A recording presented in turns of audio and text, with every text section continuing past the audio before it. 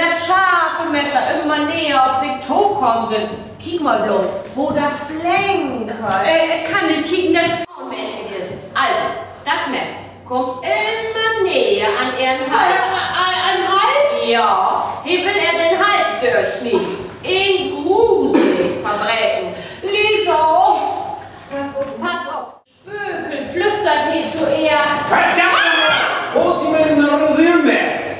Oh, sag mal, mit die habt ihr wohl Kosel gestellt, was? Was fall die in uns so für jou? Mein Rasiermesser ist nahe zu finden. Wo hast du das denn wohl hin? Ach, das ist wohl die Verstand, die da utneid. Lest mal über die Bildzeitung, da steht genug Geschichten in. Ein gräsiger als der andere. Aber die sind nicht so schön schreiben, als die Krimis. Aber doch für wo? Leider. Sag ich nur mal, wo mein Rasiermesser ist. In Kölnschach. Ein Kölnschach? Ja, damit hab ich doch für Mittag die Rouladen schnell. Mit mein Rasiermesser? Ja, die wären ja so toll.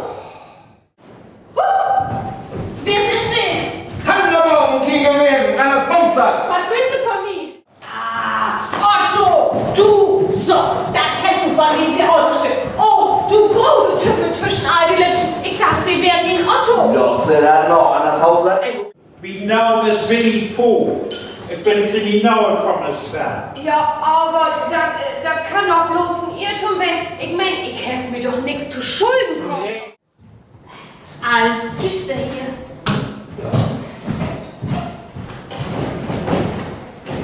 Na nun, wo soll ich hier denn abschlagen? Vielleicht hat die Mutter ja auch gerne Konto besorgt. Die ist schon vermuten tot. Das ist mir doch egal. Hauptsache ist, dass es nichts geworden war.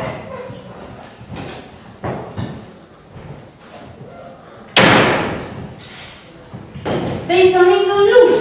Wenn ich flügel, dann wird fliegen. Wer sind Sie und was willst du? Das krieg ich mit der nächste Opfer. Zur Hilfe, ich fahrt mich an! Hände hoch!